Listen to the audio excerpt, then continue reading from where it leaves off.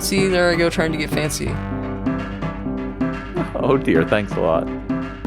Hello and welcome to the Hackaday Podcast. I'm Elliot Williams. And I'm Kristina Panos. This is episode 305. We'll be talking about caustic clocks, practice bones, and bricklayers. Bricklayers.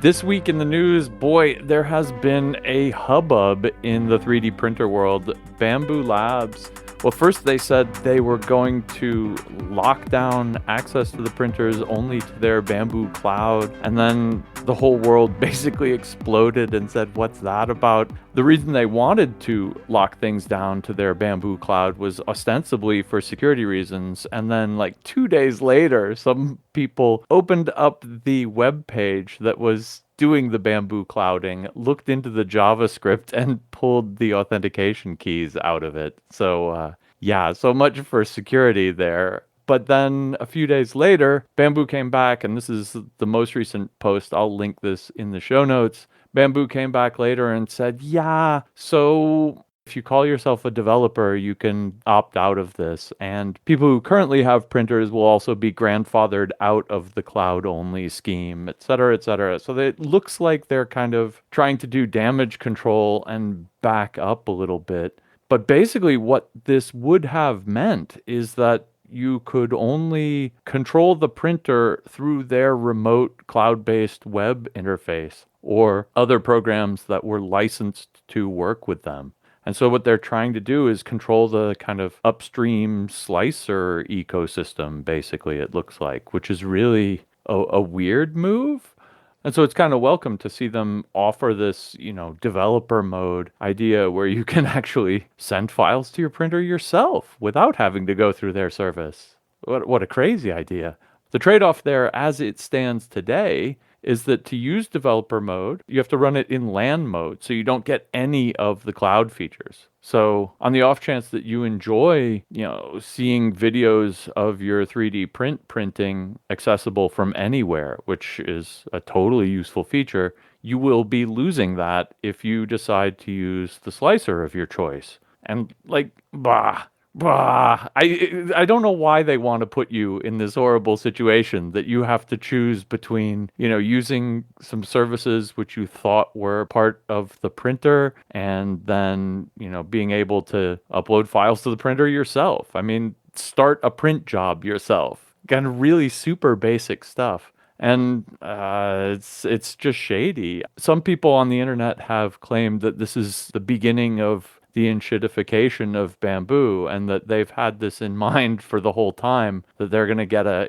big market share and then, I don't know what, extract your data or something. I have no idea what they stand to gain by forcing you to use an online slicer under their control, but rubs me the wrong way. They're stealing your ideas. But they're preventing you from running alternative software, which is so bizarre because their software is it's a derivative of a derivative of a derivative in this whole lineage going back to the original slicer with a 3, I guess going through Prusa slicer. It is supposedly tuned to work better with their printers. And so, of course, you might have a better user experience by using their slicer. But on the other hand, you might want to play around with interesting and new slicer features, and they want to lock you out of that? So strange.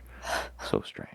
And so as it stands now, if you stay in developer mode or don't upgrade your firmware, you can still FTP your files to the machine. You can use MQTT to control it and get updates. These are the things you'll be losing if you switch over into normie mode. Whatever, non-developer mode. I'm going to call it sheeple mode, where you lose control of your own 3D printer in your own house.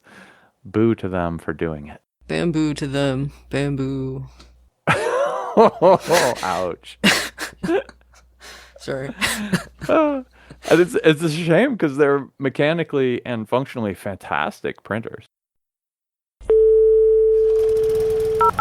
This is a journey into sound. What's that sound? What's that sound? Well, shall we head on over to What's That Sound? I've got it queued up. All right. Picked you a fresh sound this week. Is that a clue? No, it's not. Is it like milking a cow or something? Ooh, that's good. No, there's no clue this week. Just give it a listen. Okay, here we go.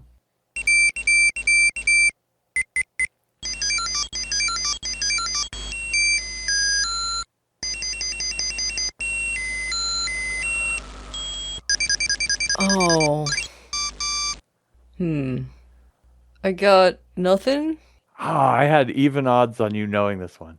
It reminds me of that Merlin thing. Is it a Merlin? What's a Merlin thing? It was a handheld game with like tic-tac-toe board plus 2 extra LEDs on the ends and Oh, totally. red and yeah. No, not a Merlin. No, that it is not. Okay. But I'm going to tell you and it's going to kill you. Oh no. How will we finish the podcast? Oh, no. True.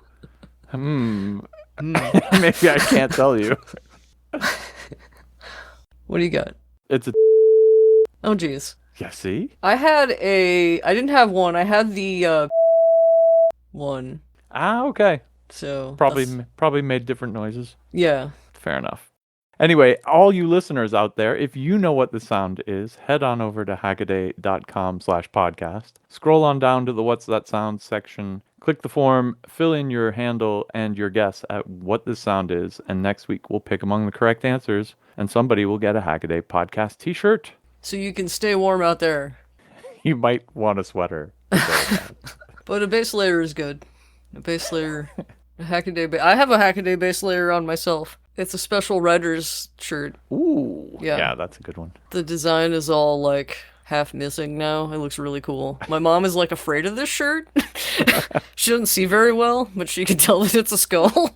I don't know. She calls it my scary shirt. Nice. I was wearing my now entirely ancient first ever Hackaday shirt at Chaos Communication Congress a few weeks ago. It's losing some of its wrenches. Oh. It's time to get a new one. But it's nostalgic, yo. Is it from the Hackaday days? No, it's not that old. Okay. It's from, I won't say on the air, it's from 2014. Okay. That's pretty close. But it's pretty damn old. It's far too old for a t-shirt. I only bring it out on special occasions. That's understandable. Well, my first hack this week comes from Porta Synthetica 3. Boy, that's appropriate nickname. Shellcode over MIDI, bad apple on a PRS-E433, kinda. That is the worst name to read on the air, but it's a fantastically awesome hack. The Yamaha PRS-E433 is a super cheap beginner keyboard, and Porta Synthetica was looking at it, found a processor that they didn't have any idea what it was, but decided to attack it anyway. The rest of this is a fantastic story of reverse engineering and discovery. So, the usual reverse engineering stuff. Connect to JTAG, firmware dumped, having a look at firmware, going through the strings, and a bunch of the strings in the firmware really read like they have a shell coded into there. It's like there's a help command, there's a question mark prompt, there's peek, there's poke. And Porta Synthetica is like, hey, wait a minute. And so starts looking at more of the code in Ghidra and notices that there's a routine where it receives bytes, but they're split into 2 4-bit words. And where's this coming from? Is this coming across the UART? But then why would you split it into 2 parts? Is this coming across USB? Probably not. That doesn't make any sense. Is it coming across MIDI? And the answer is yes. MIDI is an 8-bit protocol, but the first bit determines whether it's a note command or a command command. But that means that you only have 7 bits to work with. MIDI trivia aside, this splitting the 8 bits into 2 4-bit nibbles turns out to be because they were being transmitted across MIDI. And what this means is that Porta Synthetica could take a carefully crafted song file and play it to this thing and get into an interactive shell. This is absolutely crazy. One of the first demos of this capability is a track that plays toccata and fugue and then also writes on the display screen at the same time as it's playing. So it's this brilliant kind of intermingling of the MIDI note data and then control codes that talk to the controller in its debug mode, which is just fantastic. The absolute pièce de résistance here, though, is that Porta figured out, since this shell has peek and poke, you can write to arbitrary parts of memory. You can upload your own code. After first writing directly to the custom character generator to kind of get a little bit of a mini dot matrix screen in what would otherwise be normal letters, dot matrix letters, using them all together as a little bit of a screen. Porta then wrote some code that just sits there and listens to the MIDI line, gets called instead of the normal kind of OS routine, and just pumps video data to it, essentially, over MIDI. And this is then the Bad Apple hack. And, if you want to see a good Bad Apple video, you probably don't want to see it running on an 8-character, 8x5 pixel array. It's a tiny little slice of Bad Apple. But nonetheless, Porta manages to get it running at an incredibly decent frame rate. It might be 30 frames per second. I don't think it's mentioned in the article. This is a crazy, crazy hack, and it's for no good reason at all. This is one of those hacks that's just had this cheap keyboard, wanted to see if I could completely reverse engineer it, upload my own shell code, and run it on the device. And the answer is yes. Just a few hours work. Let's see how long this took, actually. No, sorry. We don't have a timeline here. Oh, okay. Or at least I can't find a timeline. But my guess is this is weeks and weeks of work. 2 awesome reverse engineering takeaways here. One, when Porta is experimenting with debugging through the JTAG, they're wondering if they can put the processor into halt mode. And so it's being fed by a desktop power supply. And when it goes into halt mode, it consumes a little bit less current. And so saying run or stop or run or stop toggles how much current is getting used on the desktop power supply. If you don't have any other visibility into a system, that's absolutely marvelous. And the other thing I really loved out of this was the kind of philosophical approach to reversing the firmware. I'm just going to read it straight up. In my eyes, reverse engineering is like a game of Minesweeper. You start with an empty field, not knowing the state of any of the cells, right? You don't know how the firmware works. When you discover the state of a cell, you have the context to deduce the state of its neighbor cells. In Minesweeper, you don't have a particular direction in which you progress. You never say, I'm going to go up no matter what. You just let the numbers and what you find nudge you in the direction that's the easiest to go at the moment until you fill out the whole board.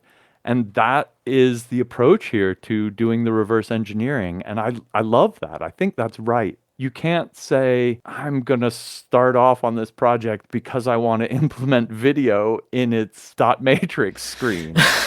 You start off saying, I'm going to figure out as much as I can about this thing. And then you find you have this tool, and then you discover this clue in the strings, and then you discover the Yamaha engineers having built in an interactive shell that communicates across MIDI, which is the first time I've ever even heard of anything like that. And then that leads you, of course, to being able to write into the RAM and run your own code on the thing. It's what's the next state of mischief I can get into with this poor little device. But I love the Minesweeper analogy for that.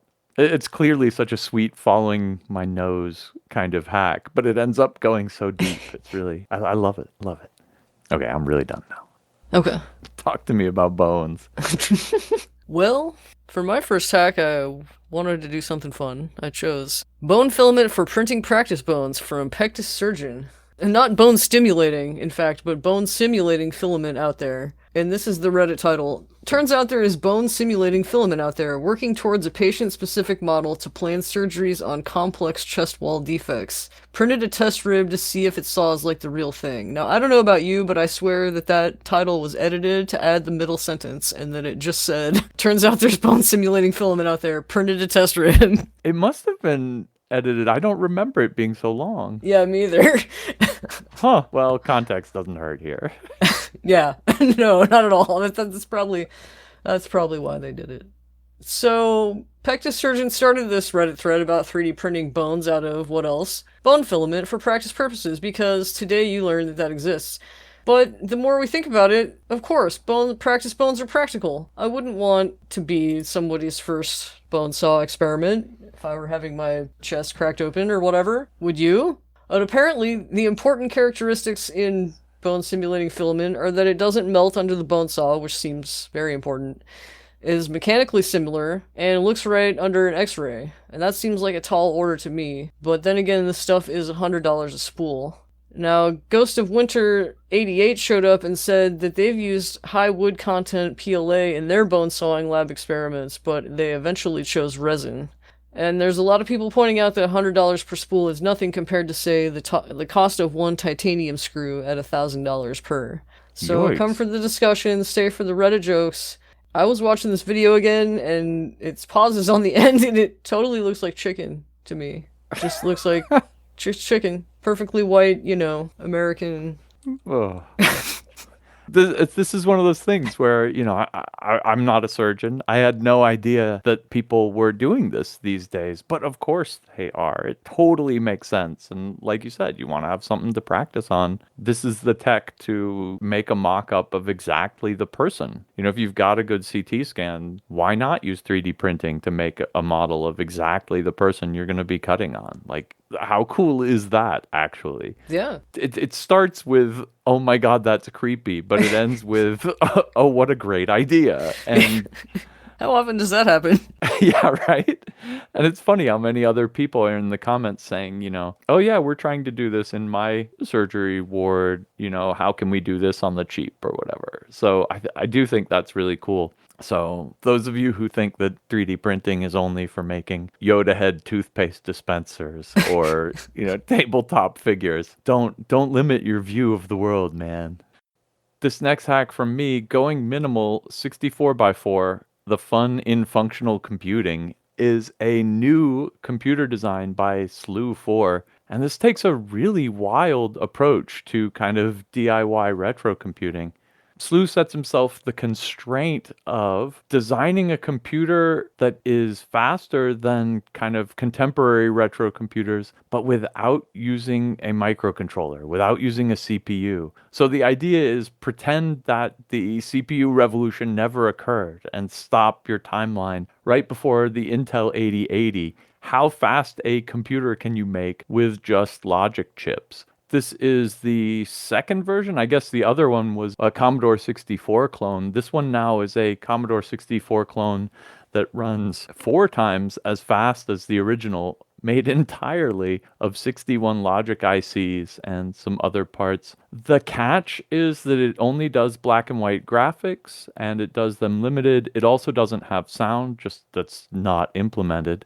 But it does have a completely custom CPU. It's an 8-bit computer, 256 instructions in the instruction set. Can't fit any more than that. What's really neat about this build is then all of the kind of infrastructure. Because this is the second or third project in this line, there's a 50-page user manual. There's a software emulator for it. It has an onboard assembler, but there's also an offboard, cross-compiler assembler for it. Some people have ported games to the system. It has a DOS-like file system. It looks like it's starting to be kind of a usable computer, and it's hard to imagine this not having been a success back in the era that it's targeting. This would have been the most accessible, fastest, and cheapest computer of its time coming out before the Intel 8080 did, right? This predates any of the retro computers that I'm thinking of anyway. It certainly is kind of technologically simpler than them. And I think that's the real appeal here, is that it's a teaching platform or a conceptual computer. It has this kind of absolutely extreme performance per complexity ratio, right? It's all built on logic chips and only 61 of them. You can, in principle, completely understand how this thing works, and yet it plays the Commodore 64 version of Space Invaders 4 times faster, which makes it completely unplayable. You have to actually slow it down to be able to play it. So that's just so cool to me. Of course, it doesn't have floating point, and it doesn't have this, and it doesn't have that. But that's not the point here. The point is that this is taking a very kind of constrained set of technology, just TTL logic chips, and making what by all means is a real computer. I just love these kind of computers you can wrap your mind around from the bottom up because let's face it, computers are so mind-bogglingly complex these days. Yeah, it's nice to get a little bit grounded with some of these old retro style ones. Well, here's another throwback to the old days. My next hack is Family Bass is musical NES magic. This is the latest in a line of nostalgic instruments that Linus Ekesen has built out of various old computers. The Family Bass is based on the Family Basic keyboard, which was designed for programming on the Famicom, which is, of course, the Japanese version of the NES, which is short for Family Computer. Linus starts off in the video explaining why NES chiptunes are distinct from other chiptunes. First off, there's a fixed sound structure that allows for 5 sounds. There's 2 channels for pulse waves, there's 1 for triangle waves, 1 for various kinds of noise, and a lo-fi sample player that's mainly suited to things like drums and sound effects. The other distinction here is the triangle wave itself. The NES triangle wave is an approximation made with a 16-step staircase. It's not a true triangle wave. And so, Linus bought a development cartridge for the NES that allowed him to write his own code and play notes through the controller by selecting them on the screen and then pressing A or B to get a high or low octave version of the note. As you can imagine, the problem is that it's difficult to play blazing fast bass lines, and it's really hard on the left thumb. He took some Patreon money, and he was looking around for other types of input and found the Family Basic keyboard with a matching cartridge. The only problem is that the keyboard uses the expansion port on the Famicom. The same one is found on the NES, but it's hidden behind some plastic that he would have had to break away. Since he didn't want to do that, he used an AT-Tiny 85 to cycle through the 72-key matrix and spit out a serial data stream that the regular controller port on the NES can understand. Be sure to watch the second video where he actually plays it with the other instruments. Which I don't remember covering the one with the rods. I think that's new. Which I I saw that personally too. would have called the bass, which I thought was the bass. So Linus has done some crazy chiptune derived instruments, including, playing his tricked out Commodore 64. He took an organ, a regular organ, and made it play chiptunes. That's the chipophone. He's playing that in the video here. He's playing this other one that looks like a keytar, except... He calls it the sitar. I found a Okay. short. And it's a... It's a Commodore of some kind. Is it a Commodore 128 with those rods? Well, he's got it cut off in the short, so I can't That tell. is madness. It's the Glyptodont. This C64 is running a modified version of Quartuoso. Oh, boo. The puns added to it all. It's just so horrible. So it's a theremin-like attachment that lets him do pitch bends on a C64-based chiptune instrument. Oh, that's right. The accordion one was called the Commodordian. Oh, ouch. Commodordian. Oh, dear.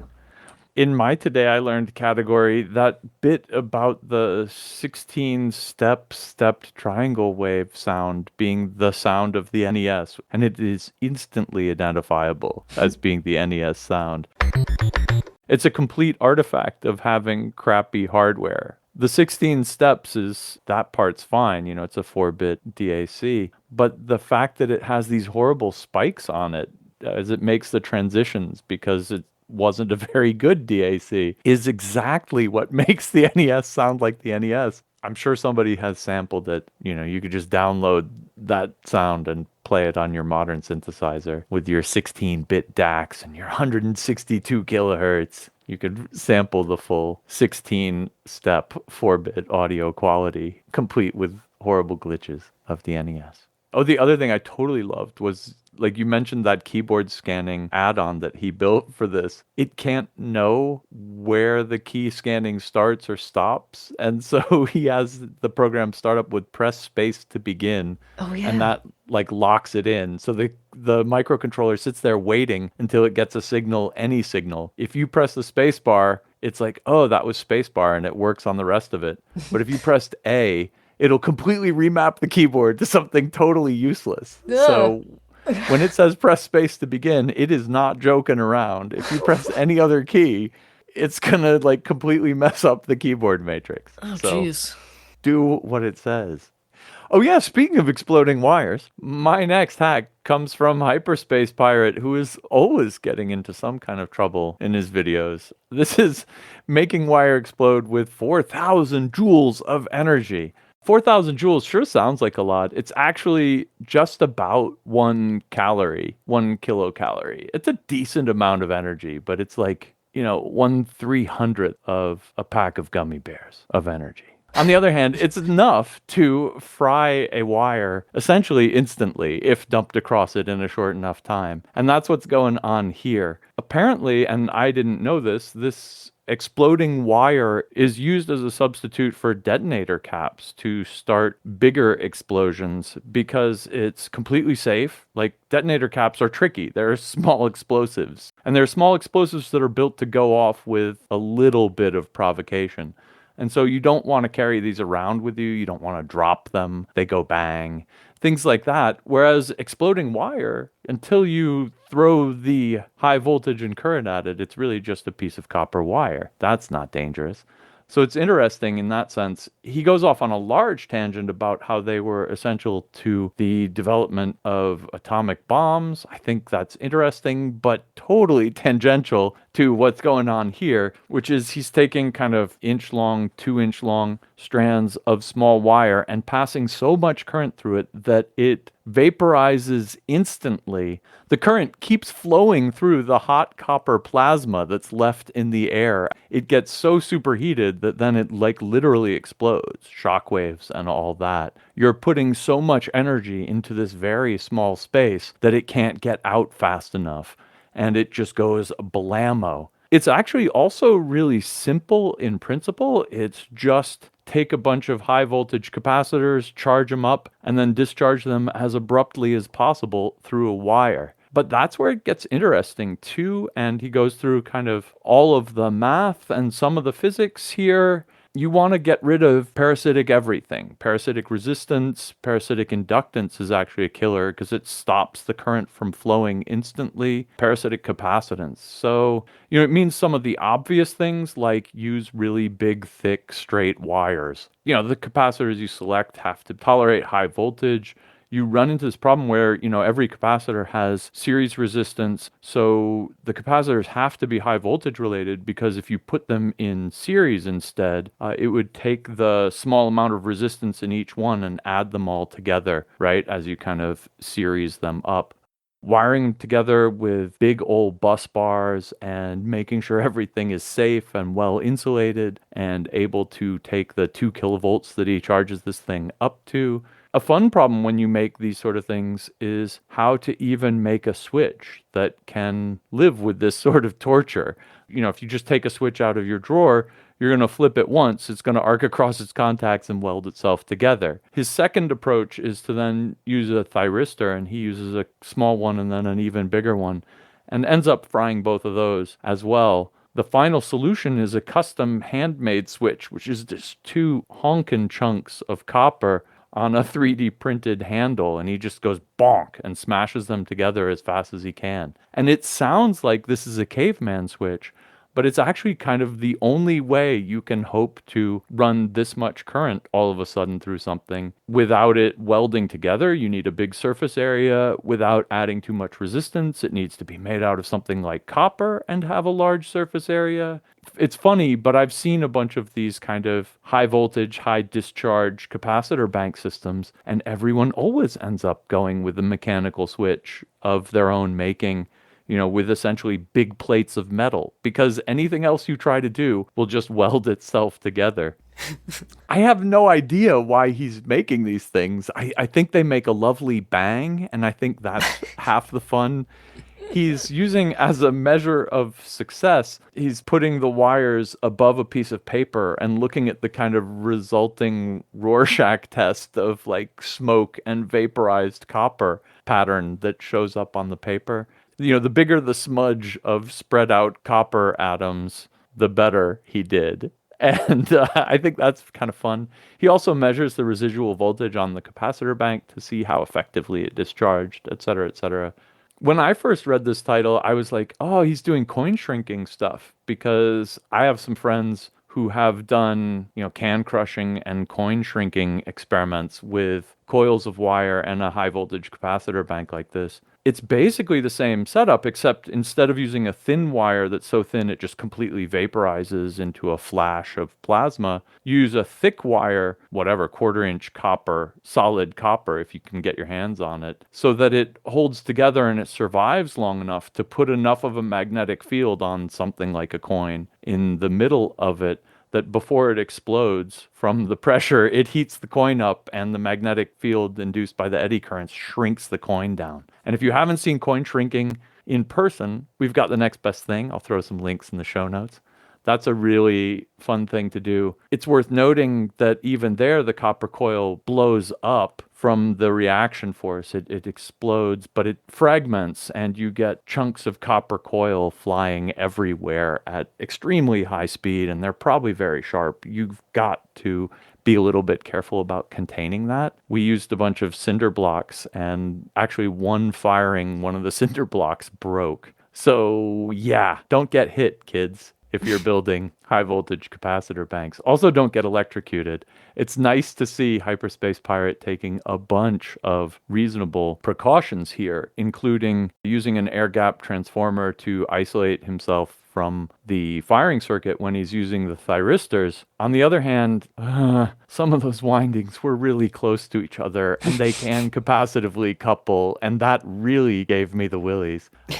And good on Hyperspace Pirate at the end for resorting to, I think, the simpler and actually safer manual switch with a big old plastic handle so you don't get zapped. Oh. High voltage isn't a joke, folks. If you end up in possession of the capacitor banks to do this sort of thing, be very careful. It's not impossible to do safely, but the dangers, just like you think you can use a switch to turn a circuit on and off, and actually designing a switch that can handle this kind of abuse is itself a challenge, there are other challenges involved. So if you're going to do something stupid like this, talk to someone who knows what they're doing first. And, if you're going to do something stupid, at least do it smart. Safety squints on. Exactly. We were hiding behind trees when we fired this off as well, because after the fragmented cinder block incident, we all were not exactly sure we wanted pieces of sharp copper wire embedded in us. No. Thick copper coil. Not today. And it stretches as it's expanding, and it stretches and then it just snaps, right? And so you get these like really sharp, heavy copper splinters flying at outrageous speeds, and it's good to be behind a tree. No, thank you. It's good to be behind a tree. 4 trees. My next hack is innovative clock uses printed caustic lens. This one comes from Hackaday alum Moritz V. Sievers. And we love a good clock around here, and this is probably the coolest one we've seen this year, and might hold the title throughout the year. Anyway, what is a caustic clock, you ask? Well, you might look at the image and think that it reminds you of a swimming pool, and you'd be exactly right, because if you've ever seen these patterns that get projected by swimming pools, and sometimes through just glass, you've seen caustics at work. They're patterns that we see through transparent objects. If you shape the object just so, then you can control the patterns, which is what Moritz has done with some code from Matt Ferrero found on GitHub. Now, the clock itself is based on a very cool clock from Shiura, the hollow clock, which is linked in the write-up, but I will link it again in the show notes, along with the rest of Moritz's fine collection of clocks. So the clock face itself is printed on an SLA printer. At first, Moritz had all the digits there, but they were hard to read caustically, so he settled on the big 4 that you normally see on reduced analog clock faces. The rest of the clock is simple enough. A Raspberry Pi 2040 controls the clock, and an Arduino Nano runs the little projector that he built to shine the requisite light at the clock face. I like the typeface that he chose for the words caustic clock, too.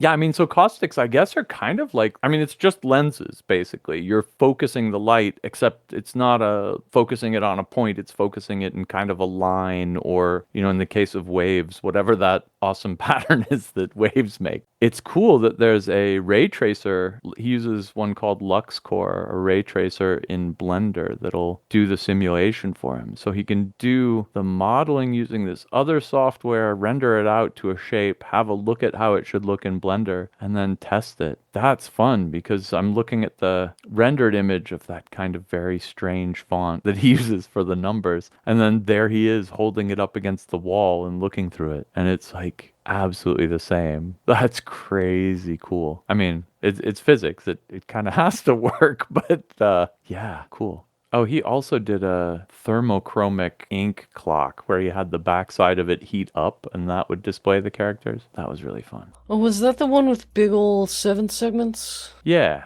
yeah, it is. Improved thermochromic clock uses PCB heaters. That's the one. I kind of wanted like a fever when I was a kid because we had a thermochromic thermometer that you stick on your forehead. It was so cool. Right.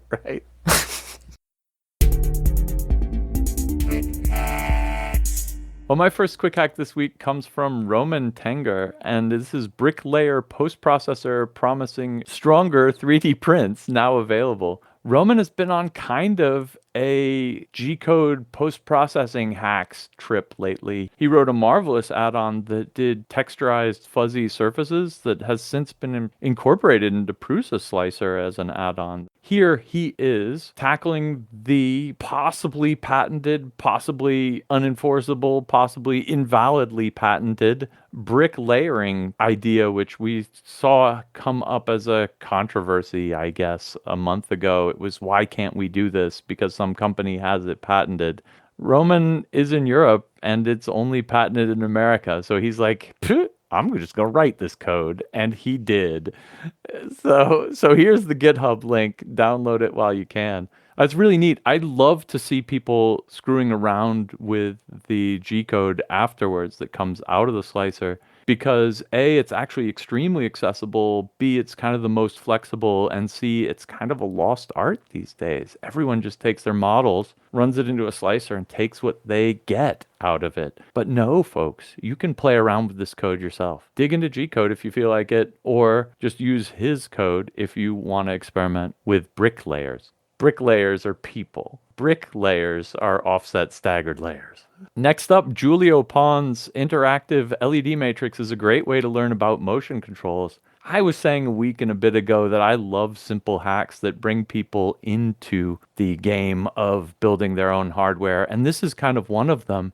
It's a matrix of many LEDs, it's a microcontroller, and it's one of those MPU 6050 IMU units. And that's really it. It's a nicely built case with a super switch, but the rest of it is just kind of an experiment in learning how it all goes. He builds a little sand simulator that when you shake the box one way, the LEDs all fall down to that side, and when you shake it the other way, they go down to the other side. It looks awesome, it looks fun, and if blinking an LED is your kind of introduction to this whole thing, this is like 100 steps more sophisticated than that, and it looks like there's room to keep learning with it. So I just love this as a project, and of course it makes you want one for your own desk. And last up, video from Technology Connections. Electric vehicle charging heats up. Alex has a 240 volt heater for his garage and wants to power it with something but doesn't want to run a 240 volt line out there.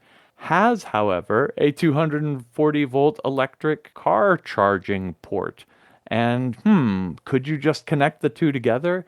It turns out it's as easy as putting a resistor between two pins on the car charger, and that fools it into thinking it's hooked up to a device that can take this much current and then delivering it. Problem solved. He gets a many kilowatt heater running in his garage, and he doesn't have to run a new line out there. Is this totally niche? Does this only help people who have electric cars and want to run high wattage appliances in their garage? Yes, I believe that's the case.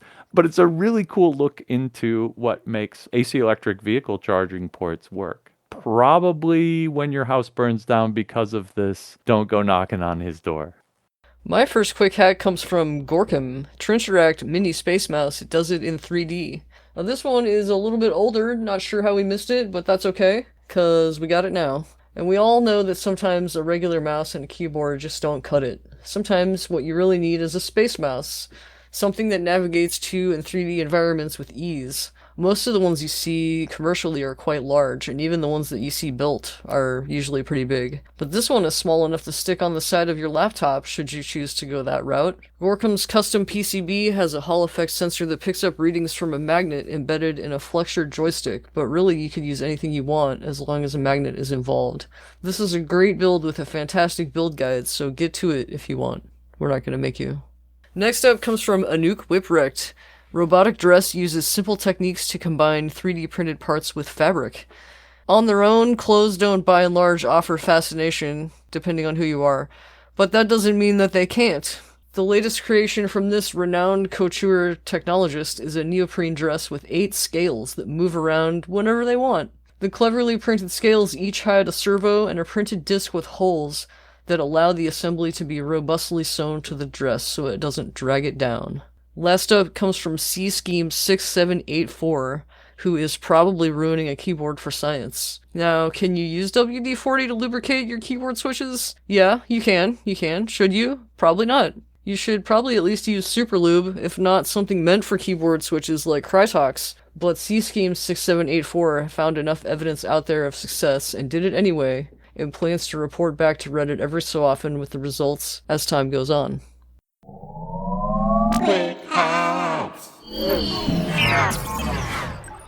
Alright, it's time for our Can't Miss articles. These are long-form pieces written by our fantastic Hackaday writing staff.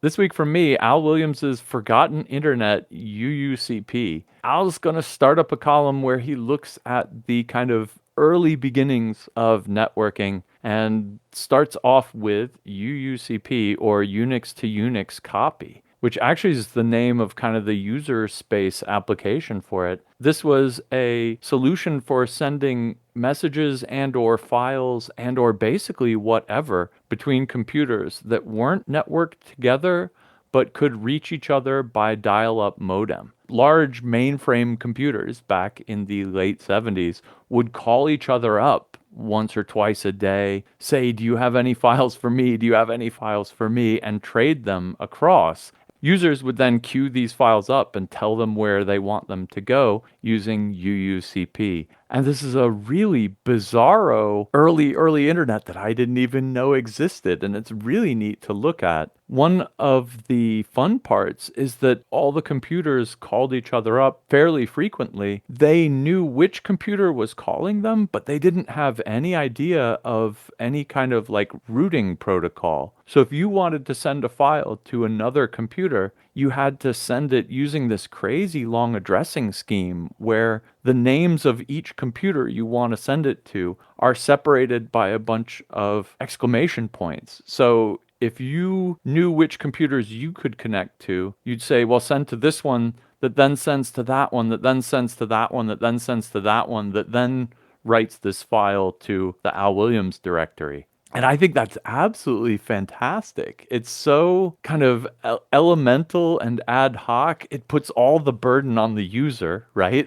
But at the same time, you can see where solving this problem, solving this particular annoyance would be the beginnings of automated computer networking and routing protocols. And I think it's lovely just because of how primitive it is, but how possible it is. You could make this system work. It's kind of a sucky system. And the idea that, of course, when you give computer nerds a sucky computer system, they want to improve it, gives us network routing like we have it today. I don't know that this is the true story, but I can see how this led to what we now have as the modern internet. Of course, once you can copy files from one computer to another, nothing stops you from copying files that contain messages to each other. And so long before there was email, you could send, essentially email. You could send files to other people that contained mail to them across UUCP. And you could see some of the early beginnings of our current email system, SMTP, in this as well. Except, of course, for this horrible, you have to use their address by saying which computers it needs to hop along to get there to them. I think that's really fun.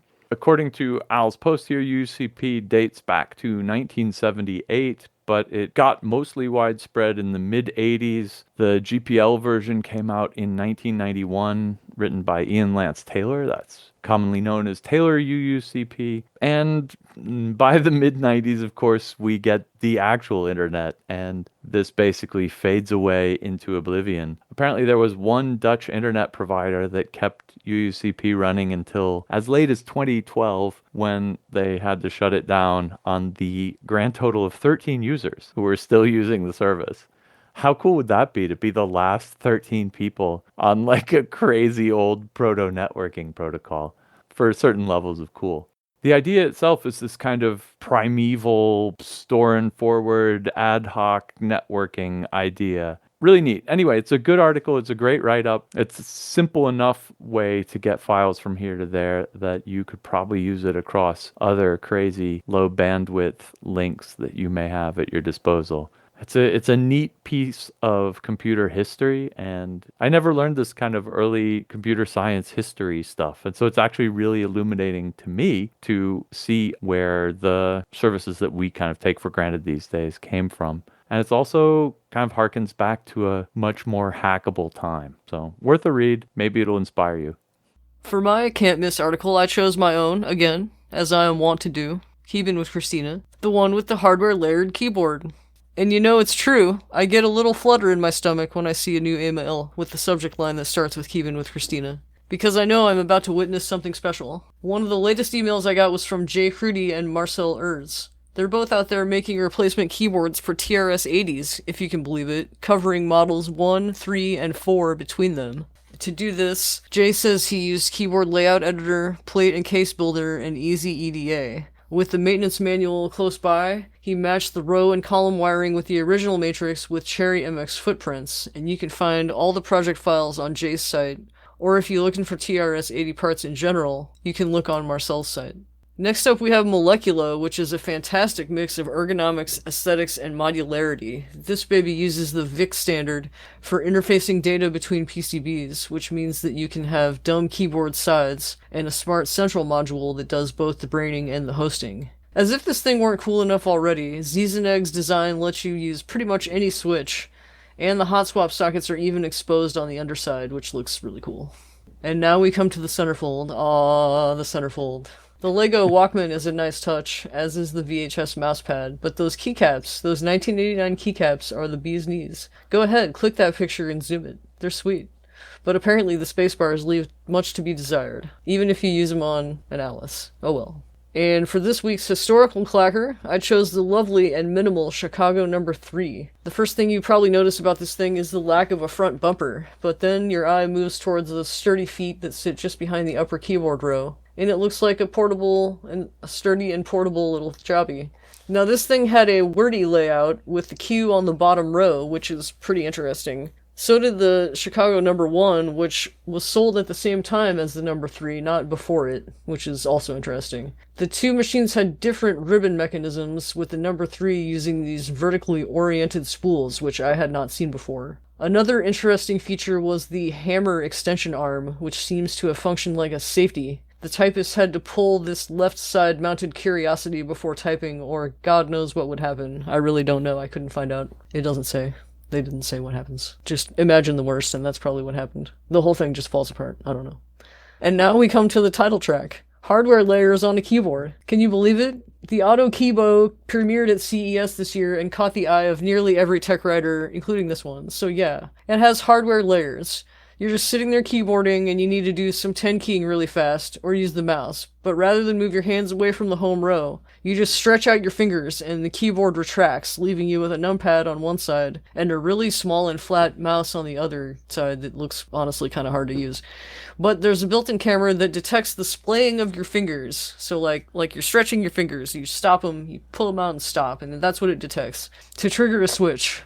Unfortunately, you can just move one hand to the other if you want. You don't have to hide both sides. So that's pretty cool. And it has a Raspberry Pi 5 inside doing all the crunching. This thing is supposed to be ergonomic with its splitness and its angles and such, but I don't know about resting my entire forearms on a hard box that is 2 keyboards tall. That doesn't look very comfortable to me. Does it look comfortable to you? I hear ya. But it looks crazy awesome. I love the video where he's like, shoop, and the keyboard just slides out of the way. That's such an awesome idea. Don't know how you'd make that. Just like a gel on the top. Gel. Yeah? Yeah? I think resting your arms on anything is but you're the expert here on RSI. I think resting your arms on anything is an invitation to squishing those little tunnels and making Yeah. them sad, right? Yeah. Or having a dog squeeze your elbow. Did you... The dog squeezing your elbow is just, I don't know what to make of that. Pets sell, is what Yes. I would say. Well, that wraps it up for this week's Hackaday podcast. Thanks very much for listening. If you've got tips, send them to tips@hackaday.com. And to follow all the links we mentioned today, head on over to hackaday.com/podcast. And until next week, Keep on hacking. Bambu fiasco. I trust you. Oh, jeez. Let's get to work here. What are we doing? What are we doing? We're starting the hacks. Hell yeah. Playing a hacked up, excuse me, burp. Which makes it looks like a criminal case. Promising stronger with bricklayers. Bricklayers, not bricklayers. All right. I decided how I was gonna say this. Ziesenegg.